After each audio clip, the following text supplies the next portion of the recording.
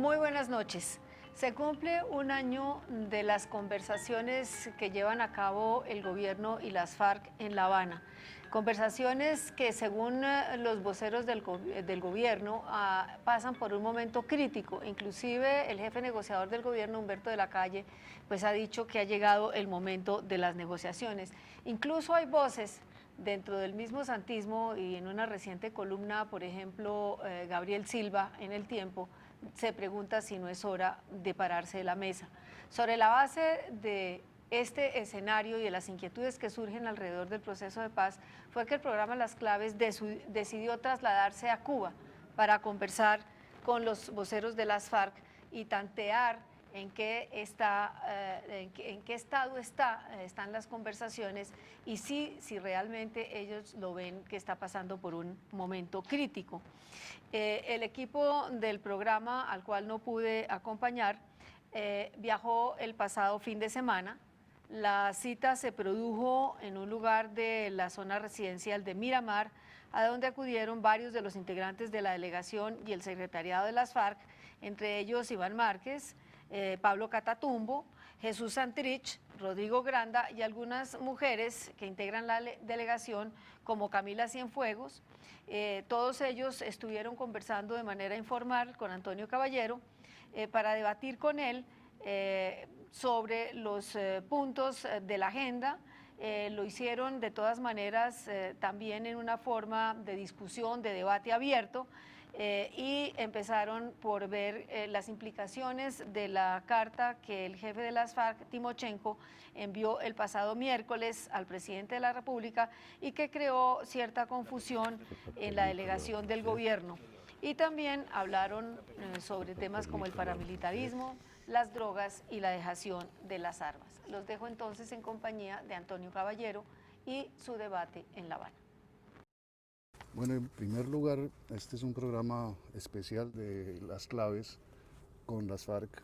Le agradezco a los negociadores de las FARC en La Habana, a Pablo Catatumbo, que es también miembro del secretariado, que estén con este programa para hablar de qué es lo que está pasando en las conversaciones de La Habana. Llevan un año ya discutiendo y ha habido casi semanalmente malentendidos. El último que se reflejó en la carta de Timochenko, y Timochenko escribe diciendo que les autoriza a ustedes para negociar, para informarle al pueblo colombiano lo que está sucediendo. Informarle exactamente qué, lo que se está discutiendo en La Habana, como lo interpretó el gobierno. No, lo que Timo ha manifestado es su interés porque el país nacional se entere de lo que está aconteciendo en la mesa. Es que la gente no sabe qué es lo que está pasando. Y entonces escucha por un lado al presidente de la República aludiendo al acuerdo, por ejemplo, en el tema de tierras, pero la gente aún no conoce en su totalidad ese acuerdo. Bueno, pero porque no está completo, tiene salvedades todavía, Sí, según entiendo. Sí, se puede decir que lo que hemos convenido es algo parcial. Hay unas salvedades, hay unos puntos que están todavía para retomarse su discusión más adelante. Entonces no hay, digamos, un acuerdo total en torno a ese punto. Entonces nosotros quisiéramos como explicarle un poco al país en qué estamos. No estamos violando ninguna confidencialidad. Eso no es cierto. El Acuerdo General para la Terminación del Conflicto y la construcción de una paz estable y duradera de La Habana, pues se refiere únicamente a la confidencialidad en torno a los debates que se den en la mesa, no en torno a lo que se acuerde. Naturalmente que no. Nosotros queremos hacer una discusión en torno a la guerra y la paz de cara al país. Que la gente sepa qué es lo que estamos haciendo. Bueno, pero no es mucho lo que está sabiendo porque por una parte hay poca información de parte del gobierno y por otra parte hay tal vez un exceso de intervenciones de ustedes cada vez que termina uno de los ciclos y un exceso de intervenciones, sobre todo tal como se entiende, lo está entendiendo la opinión pública, un exceso de exigencias, cada vez exigencias nuevas a cada vuelta de tuerca. Pues no, nosotros tenemos otra visión del asunto. En realidad no se trata de exigencias, se trata de propuestas que le hemos venido haciendo al país y yo sí creo que ha habido avances en este proceso. Lo que ocurre es que este es un proceso complejo, muy largo, es un proceso que involucra muchos años de confrontación, casi todos los problemas del país, y es obvio que se presenten dificultades, pero hay avances significativos. En ese punto agrario del que estábamos hablando hace un momento con Iván Márquez, pero bueno, yo creo que debíamos ir en el orden de los puntos que se discuten, en el orden de la agenda acordada. Pero perdón, yo creo que, Antonio, que es justo comentarle al país que sí, evidentemente nosotros hemos hecho una cantidad de propuestas. Para la discusión de estos dos primeros puntos de la agenda, el tema de tierras y el tema de participación política, ya hemos hecho 200 propuestas mínimas. Mínimas quiere decir que no estamos haciendo un planteamiento radical, revolucionario. ¿De dónde tomamos nosotros esas propuestas? De los foros, de lo que dice la gente, de lo que dicen las organizaciones sociales y políticas de este país. Las hemos estudiado y las hemos incorporado a lo que nosotros llamamos propuestas mínimas. Por eso, pero las llaman mínimas y eso quiere decir, me dice que no son radicales, que podrían serlo naturalmente, pero también mínimas quiere decir que es lo menos que exigen o lo menos que piden. Porque es que aquí se ha dicho que la guerrilla pretende que se le haga la revolución por decreto en la mesa. No, no se trata de eso. El país puede leer bien lo que se ha venido acordando y puede darse cuenta que casi todos esos acuerdos tienen que ver de una u otra manera con la normativa legal y constitucional, que no estamos nosotros exigiendo nada revolucionario. No estamos hablando como esos revolucionarios que dicen que no van a dejar piedra sobre piedra. No, estamos haciendo propuestas democráticas para poderle dar al gobierno. Si no están pidiendo nada revolucionario, ¿por qué llevan 50 años haciendo la revolución? Porque esta casta dirigente colombiana ha sido muy intransigente, no escucha, todo quiere resolverlo a través de la violencia y efectivamente esa es la razón por la cual nosotros estamos alzados en armas. Somos una respuesta a la violencia que viene desde el poder y nos ha tocado librar esta lucha en esas circunstancias que no las quisiéramos, pero hemos tenido que recurrir a ellas para hacernos escuchar. Es que está el estado, dijéramos, de antidemocracia que existe en Colombia, que aquí cualquier propuesta que signifique un cambio es revolucionaria, de por sí es revolucionaria. Fíjese usted cómo muchas de los temas y de las propuestas que se ha negado el gobierno a discutir con nosotros están siendo hoy discutidas por el gobierno con el movimiento agrario afuera, después de un paro que conmovió y sacudió las semanas pasadas y que aún continúa toda la sociedad colombiana, porque es necesario que el país entienda que aquí se ha estado gobernando el país de espaldas a los intereses nacionales durante muchos años. Esa sí es una exigencia nuestra. Lo otro no, lo otro son propuestas, la forma como nosotros pensamos que pueden ser solucionados esos problemas. Pero la exigencia sí es que, por favor, que la política de los gobiernos, no solamente la de este, sino la de los anteriores, se haga teniendo en cuenta los intereses de las grandes mayorías nacionales. Precisamente este gobierno es el primero, bueno, después de los años pasados, desde el fracaso de las conversaciones del Caguán, este gobierno está de nuevo reanudando los diálogos con ustedes.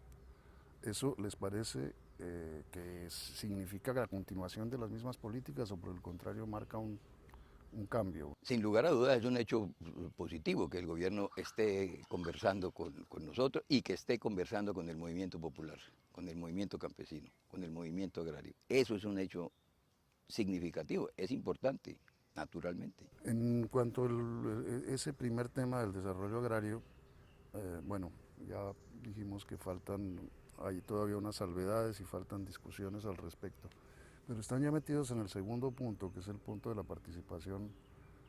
participación política de los alzados en armas, y la impresión que se tiene también general es que están exigiendo a ustedes demasiadas cosas a la vez.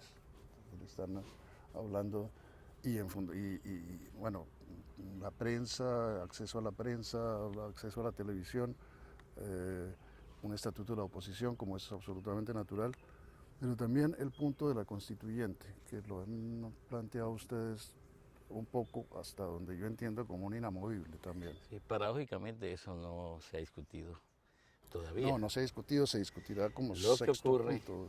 lo que ocurre, Antonio, es que durante estos últimos ciclos nos hemos dedicado a exponer visiones generales de todos los puntos contenidos en la agenda. Y eso nos ha servido mucho para entender qué es lo que quiere cada una de las partes, hacia dónde es que se apunta realmente. Y en ese orden de ideas le quiero decir que hemos hablado de marco jurídico, hemos hablado de víctimas, hemos hablado de mecanismos de refrendación, hemos tocado el tema del narcotráfico y un poco, todavía no de manera plena, un asunto que seguramente será crucial y es el tercero de la agenda, dejación de las armas. Dejación de las armas, justamente yo me he preguntado desde el principio por qué ese punto es el tercero de la agenda, es decir, por qué está en la mitad de la agenda y no al principio ni al final. La cuestión es que los temas se abordan según se acuerde en la mesa. Ese no es el orden estricto. Ajá. Entonces yo creo que ese es uno de los temas que se va a tratar no inmediatamente después de que evacuemos el punto 2. Creo que el que viene es el tema del narcotráfico. Además se está realizando el foro sobre drogas ilícitas, que próximamente va a estar sesionando con fuerte presencia de campesinos cultivadores de coca en el departamento del Guaviare. Ese tema de las drogas ilícitas, ¿ustedes creen que se puede avanzar verdaderamente en una conversación entre colombianos sin intervención de los Estados Unidos, que son el país primer consumidor de drogas por una parte y por otra parte el que encabeza la guerra contra las drogas y ha provocado su prohibición? Sin lugar a dudas, en el tema del narcotráfico es difícil avanzar sin la participación de los Estados Unidos, dado que ellos son los mayores consumidores de drogas ilícitas. Pero nosotros inicialmente lo que estamos hablando, y recogemos, ¿por qué no?, la propuesta que ha hecho el señor presidente en la ONU, de que también para nosotros sería una aspiración de vivir en una Colombia sin coca. Podemos considerar eso. Una Colombia sin coca significaría mucho para la paz de Colombia y para la paz del continente, pero para eso se requiere el cambio de políticas de represión que han sido las que se han aplicado siempre frente a ese fenómeno, es decir, debe haber un cambio en la política de combatir a los cultivos ilícitos, con una buena política de sustitución de cultivos, con un plan ambicioso y bien ordenado, bien coordinado, es posible arribar a alcanzar ese objetivo. No una Colombia sin narcotráfico, porque el narcotráfico es toda una industria criminal que tiene ramificaciones casi que mundiales, pero yo creo que sí es posible avanzar hacia una Colombia sin coca. Si hay disposición Si hay deseos de inversión, de cambiar, de garantizar que los campesinos... Pero ¿cómo? No entiendo yo bien cómo se puede sustraer a Colombia de ese circuito mundial de la coca, teniendo en cuenta, entre otras cosas, que aquí se cultiva. Usted dice que una Colombia sin coca dentro de un mundo con narcotráfico, no, sinceramente no. Es que el fenómeno del narcotráfico aquí en Colombia se produce, se inicia, es debido a todas las contradicciones que existen en el campo colombiano, a la inmensa pobreza, a la falta de garantías para los campesinos, a la falta de vías, a la no existencia de una política agraria que garantice que el campesino pueda cultivar productos que sean lícitos, que le garanticen la subsistencia.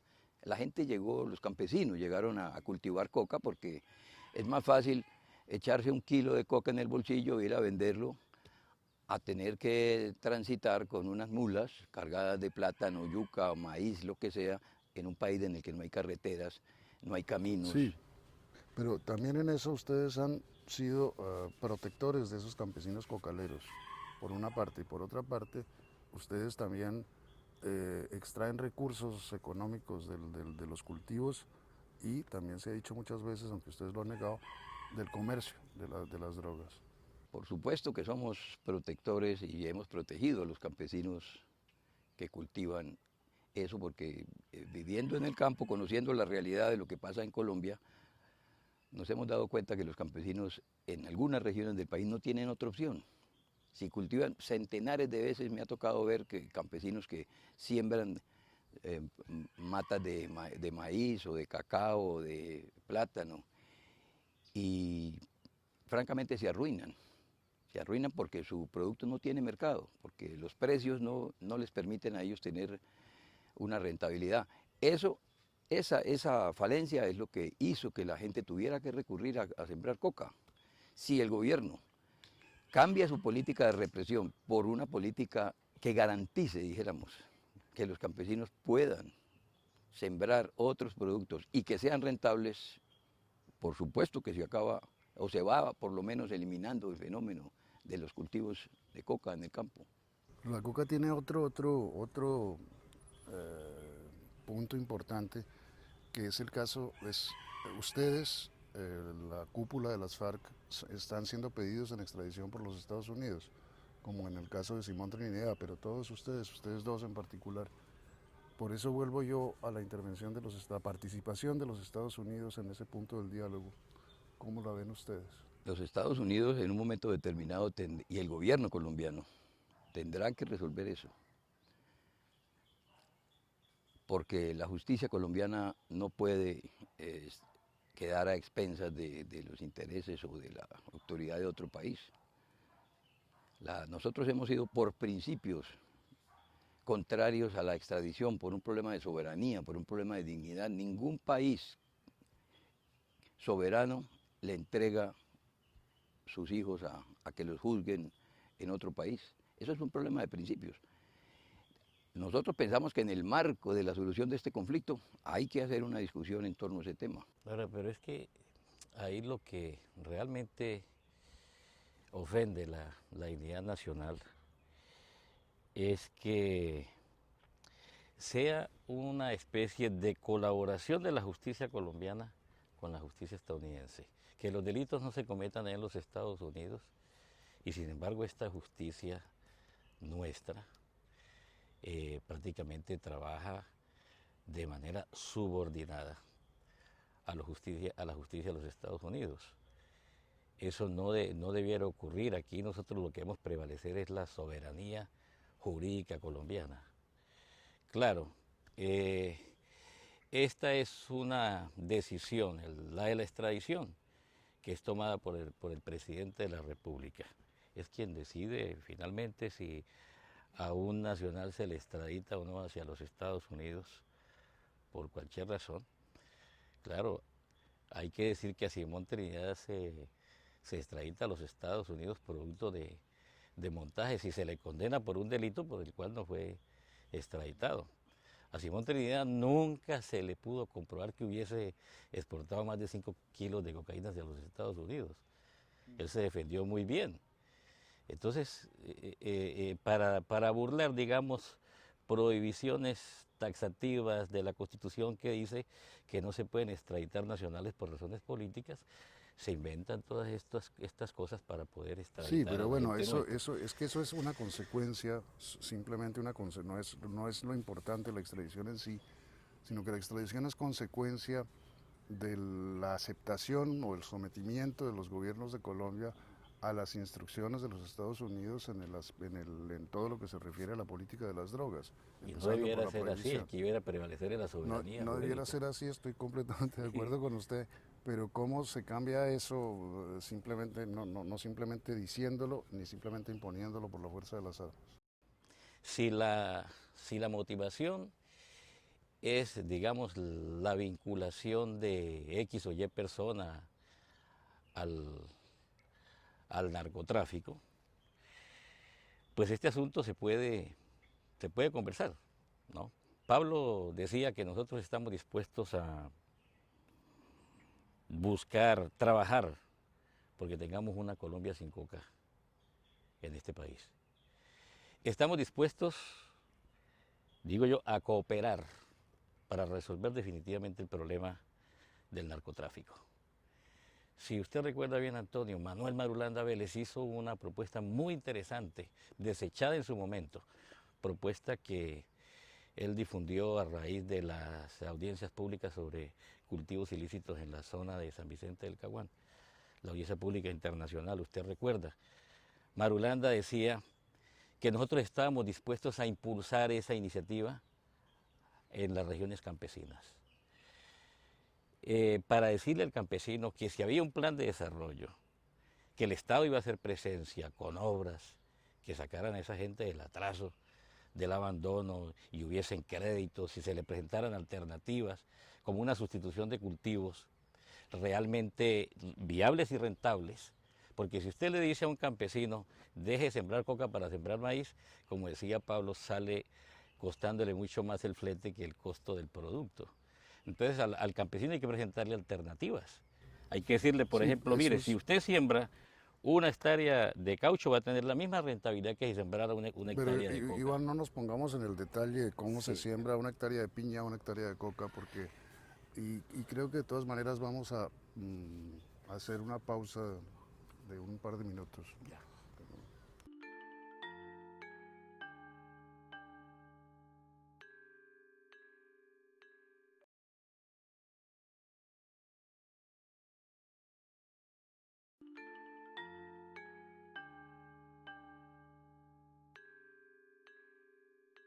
Volviendo al punto que hemos tocado, porque vamos en más desorden del que yo querría, la participación política lleva a a la participación política plena, justamente. Ustedes han hablado ya con sus interlocutores del gobierno sobre qué clase de garantías pueden ellos ofrecer para que no se repita lo que acabó con la Unión Patriótica, es decir, el exterminio, en una ocasión parecida. Sí, eso lo hemos conversado. Exactamente es ese punto el que estamos tratando ahora en la mesa. Hombre, hablando de ese punto, hemos insistido en que la principal garantía que tiene que existir en Colombia para que pueda ejercerse la oposición en Colombia es el derecho a la vida. Y poder hacer uso del legítimo derecho a cuestionar, no solamente a los gobiernos, sino al establecimiento. En Colombia, durante muchos años, ese derecho le ha sido negado a la verdadera oposición. La historia nuestra está regada de episodios que ejemplarizan esto. Desde los albores del nacimiento de nuestra nación viene ocurriendo lo mismo. No es necesario recordar el asesinato del mariscal Sucre, Rafael Uribe Uribe,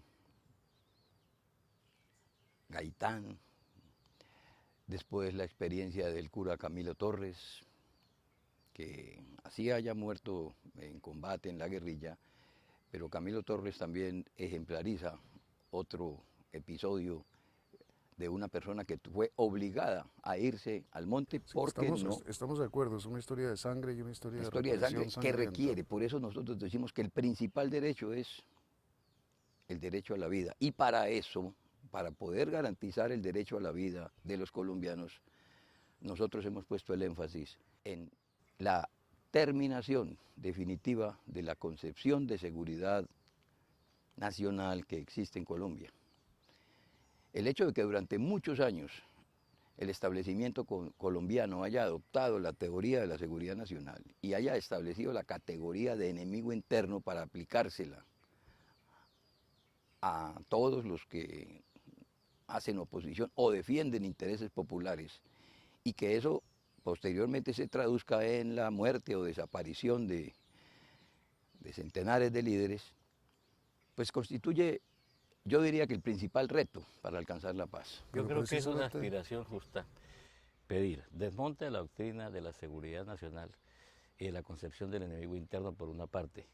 Por otra parte, fin a las prácticas paramilitares en Colombia.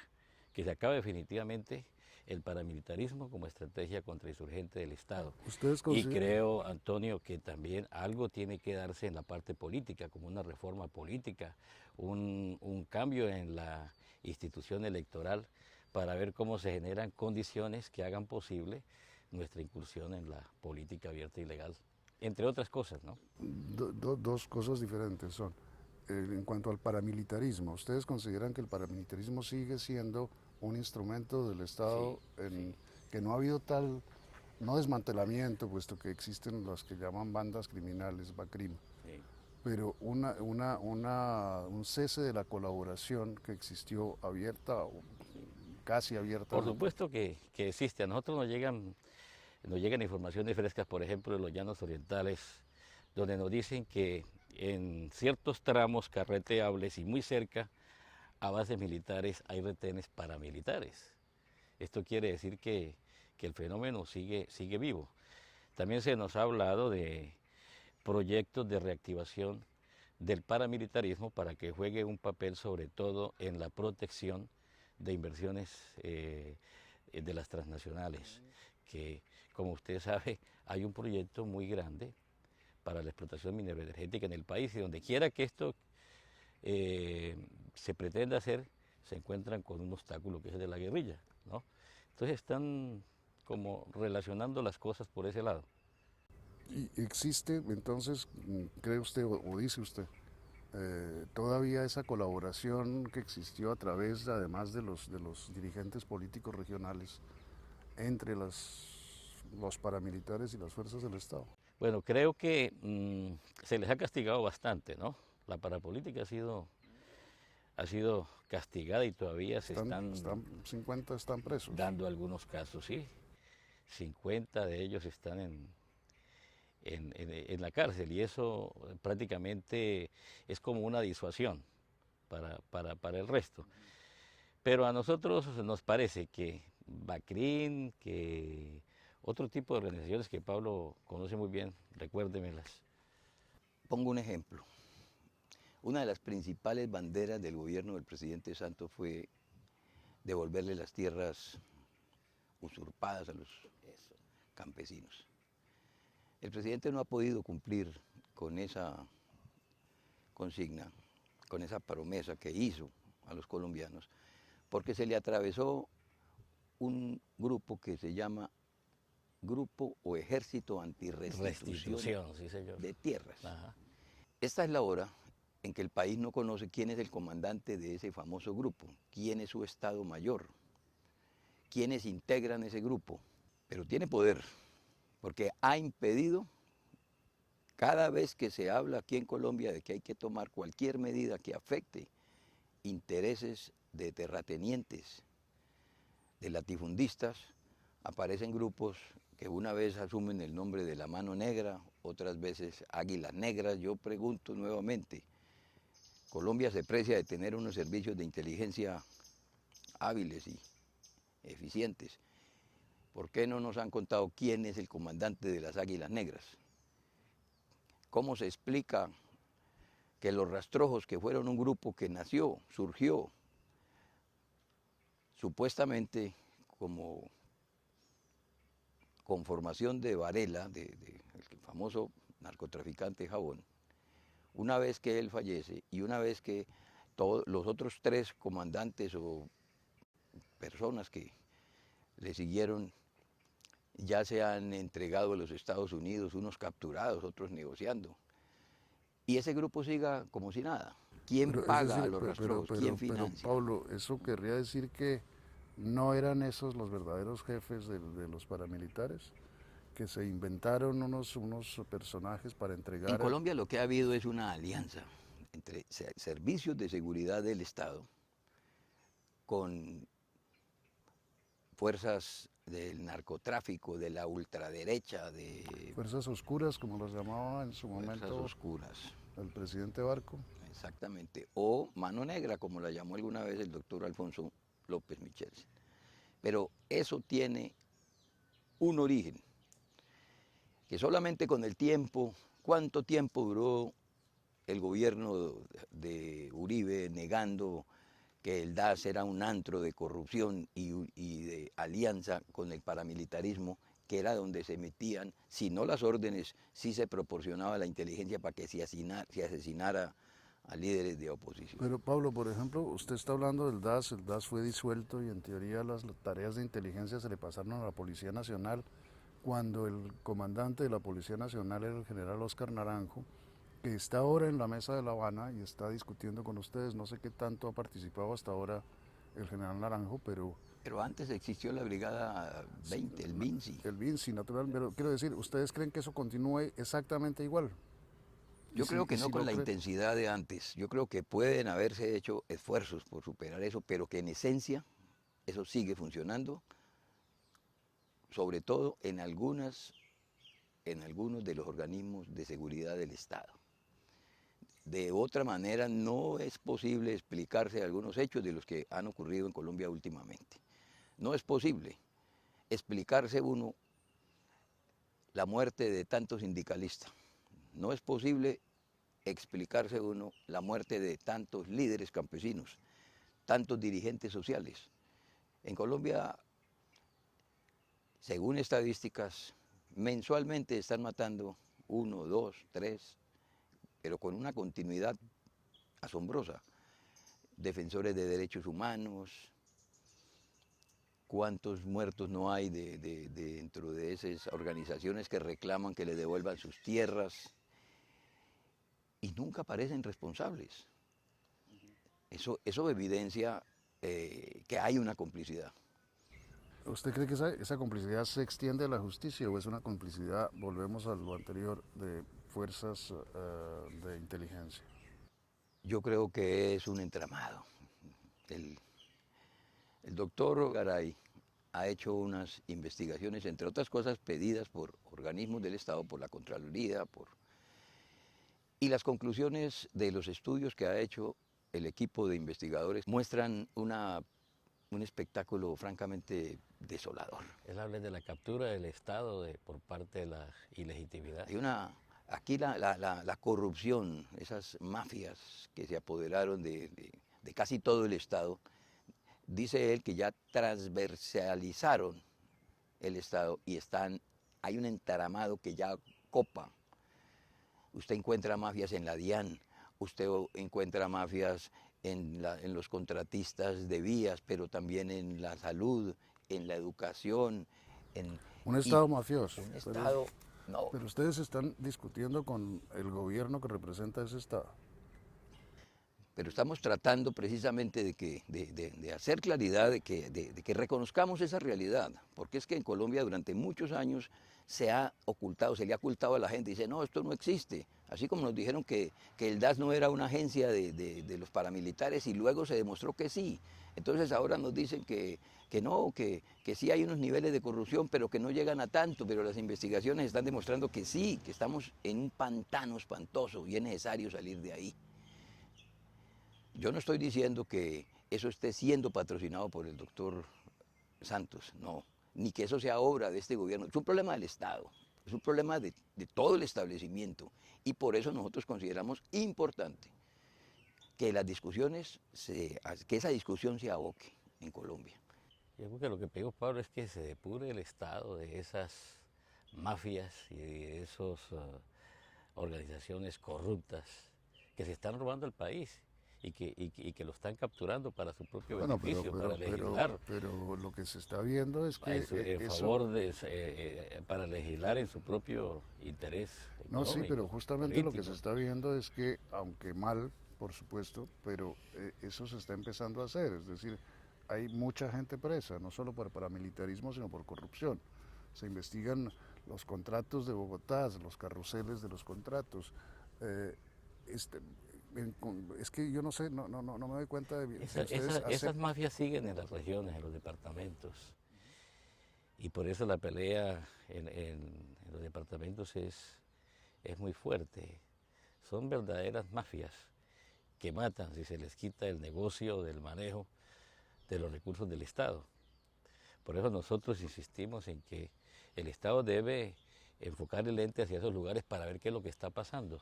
Está ocurriendo exactamente lo que hemos venido, o sea, se ha venido denunciando en torno a lo que aconteció con Bogotá. También se roban municipios, se roban departamentos. Los fondos del Estado se desvían hacia intereses personales. Esas cosas hay que combatirlas y es lo que estamos pidiendo al Estado, poner fin pues a estas prácticas para que realmente sea creíble, los gobiernos tengan más respaldo, porque si eso no es así, lo que se avanza es en el desprestigio. Por supuesto que hay que avanzar también en la discusión sobre lo que nosotros y el gobierno hemos llamado el estatuto de la oposición. Vamos a pasar a eso. Pero fíjese usted, en la Constitución del 91, hace 20 y pico de años, se consignó que era necesario establecer un estatuto y vamos 25 años y no lo han hecho. Eso es lo que ha permitido que tengamos nosotros unas elecciones que francamente no reflejan transparencia. Hemos solicitado que haya una reforma en el Código Electoral. Hace un minuto también hablaba Iván Márquez exactamente de eso, las reformas electorales necesarias. Y por eso les decía yo antes que la impresión que se tiene es que ustedes están reclamando una lista de mercado exhaustiva para un poco lo que llamaban en su momento los paramilitares refundar la patria. Yo no creo que se trate de eso. Se trata es de que en Colombia tengamos una discusión muy necesaria además entre todos los colombianos acerca de qué tipo de democracia, qué es la democracia, cómo se aplica la democracia, cuál democracia es la que nosotros queremos, porque nosotros tenemos la impresión de que en Colombia la democracia que existe o es una caricatura de democracia o por lo menos es una democracia restringida. Se trata de eso. Este país lleva 50 años, 60 años en guerra, precisamente por eso, y nunca ha habido una verdadera discusión seria acerca de cuál es el tipo de nación que queremos los colombianos. A nosotros nos han vendido un tipo de nación, el que quiere el Fondo Monetario Internacional, el que quiere el Banco Mundial. En realidad los candidatos presidenciales cada 4 años nos repiten, ninguno propone programas propios, en realidad lo que hacen es repetir el programa que les llega del Fondo Monetario o del Banco Mundial. Si usted compara los programas de gobierno de los últimos 4 gobiernos hacia acá, se ve que no hay ninguna idea propia. Son casi copia de lo que antes se llamaba cartas de intención y ahora francamente han avanzado y ya lo que presentan son verdaderos. Es que eso no se lo puedo discutir porque estoy completamente de acuerdo. Es una cosa que yo he venido diciendo también desde hace muchos años.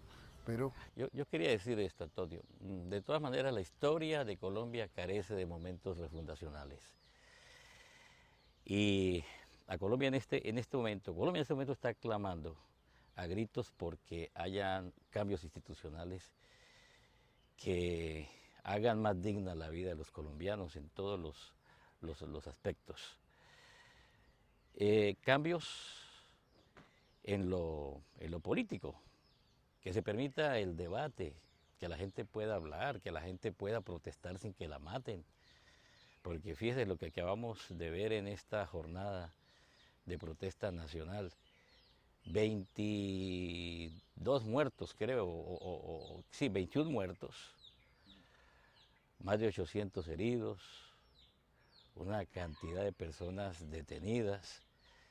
Esto es un indicativo de que aquí no se permite que la gente se exprese, manifieste. Esto empezó con una protesta campesina, con unas causas justas realmente, porque lo que está pasando en el campo es terrible con el TLC, con los precios en los insumos.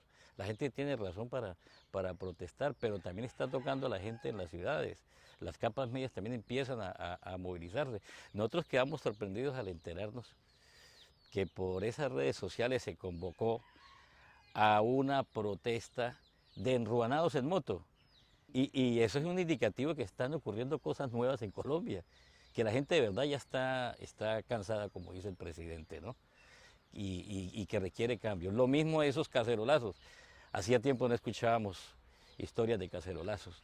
La gente está inconforme, que se deja la gente hablar. Pero esa inconformidad de la gente que es evidente y que vivimos en estos días más que nunca, ¿pero ustedes creen que eso es una cosa que favorece los cambios, que los favorece a ustedes como organización insurgente?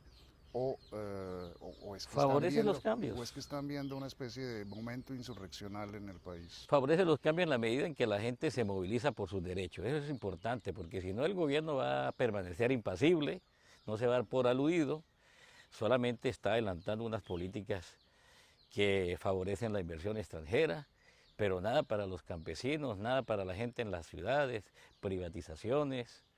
Entonces estos problemas deben entrar a ser considerados y a resolverse, no con promesas, porque uno se pone a ver que muchas de las soluciones que da este gobierno son soluciones mediáticas.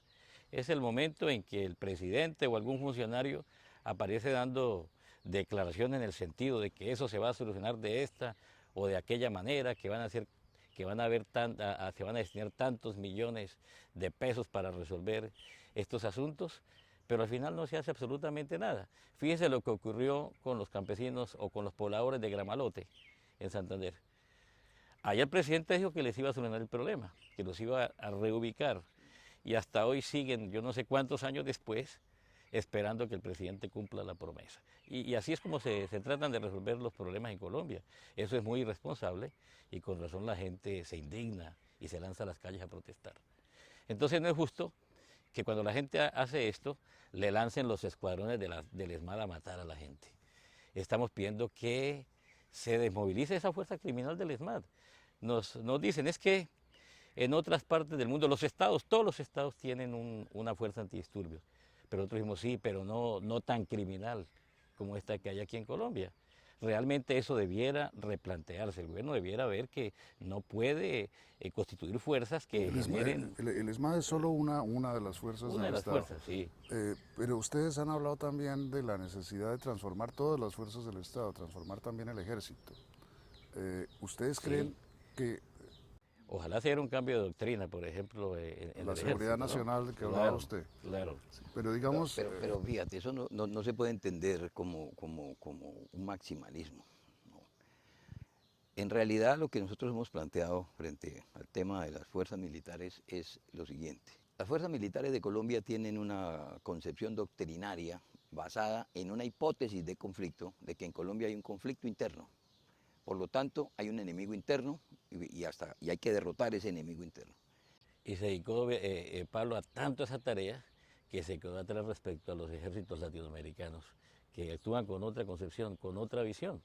Colombia en ese campo la pregunta está atrasada. es que otros países latinoamericanos no tienen ese problema. Por eso, pero como estamos hablando de la perspectiva de que el conflicto cese, la pregunta que nosotros nos hacemos es, una vez que el conflicto se acabe en Colombia, de eso es que se trata la mesa de La Habana, vamos a acabar con el conflicto interno que tiene Colombia.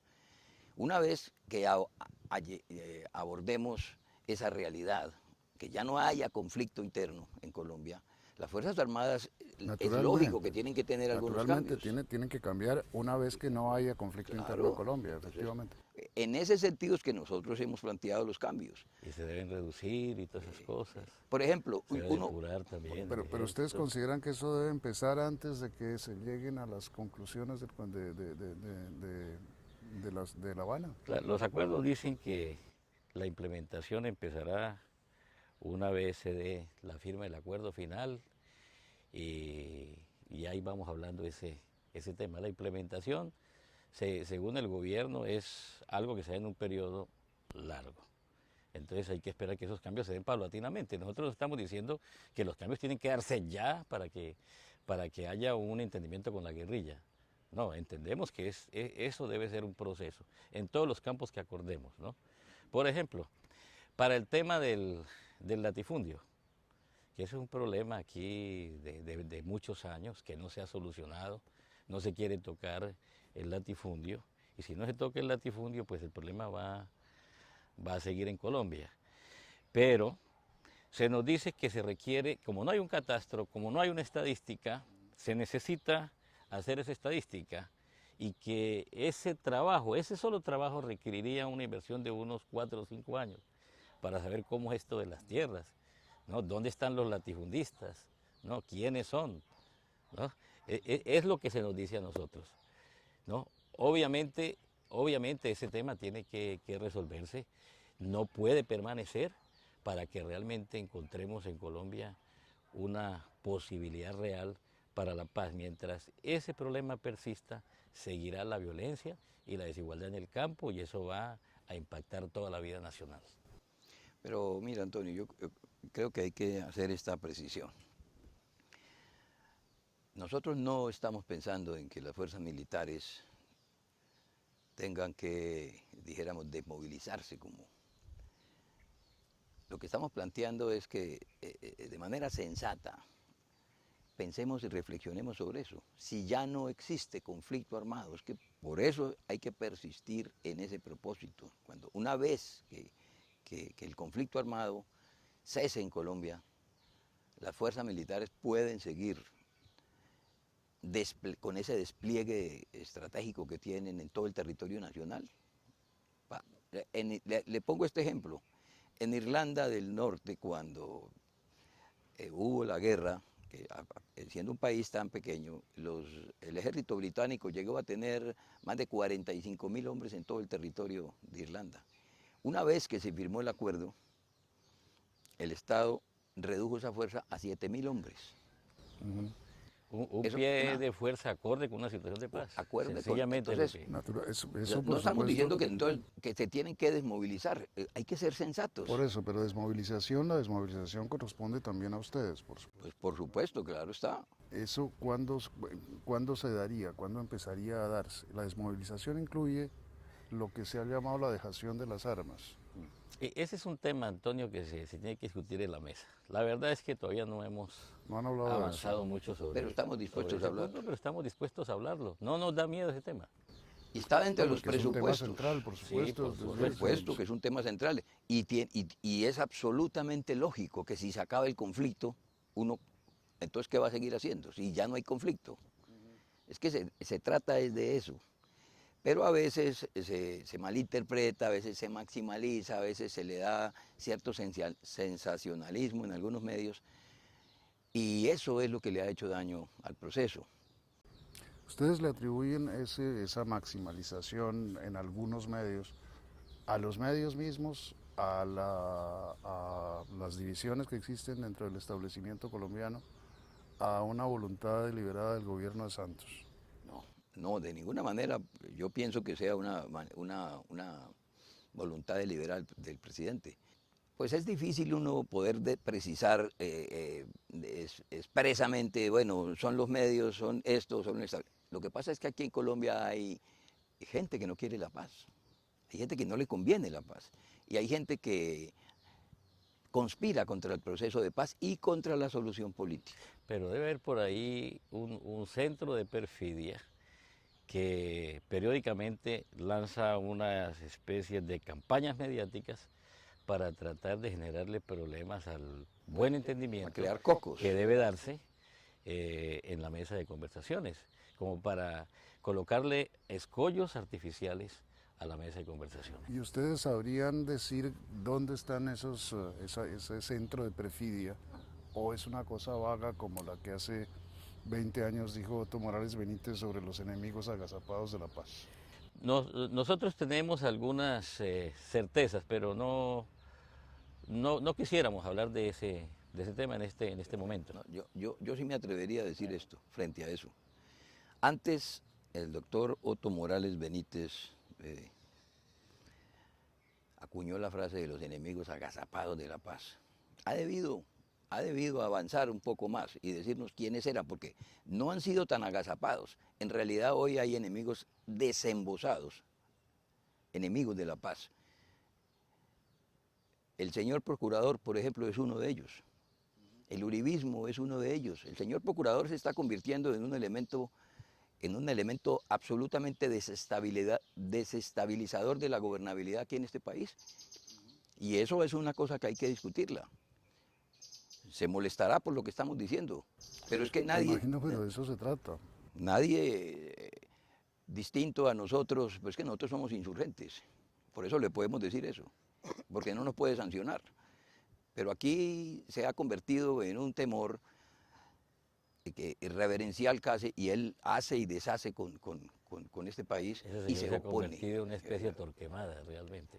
En Pero eso también creo hay que otros estamos de sectores. acuerdo, muchos sectores. El sector del uribismo, por ejemplo, conspira contra la paz, son enemigos de la paz, enemigos desembosados. Ellos creen que la única forma de llegar a alcanzar la paz es derrotando la guerrilla, y nosotros ya les hemos dicho, y le hemos dicho al país, hombre, llevamos 60 años tratando, desde que nos asaltaron en Marquetalia, dijeron que nos iban a acabar. Pablo, yo me estaba refiriendo a agentes del Estado, muy ligados desde luego al uribismo, que serían los que están adelantando esta campaña con la intención de generarle problemas al proceso de paz. Obviamente, a esos enemigos desembosados a los que usted se ha referido hay que mencionarlos con nombre propio, y ahí está el señor Álvaro Uribe.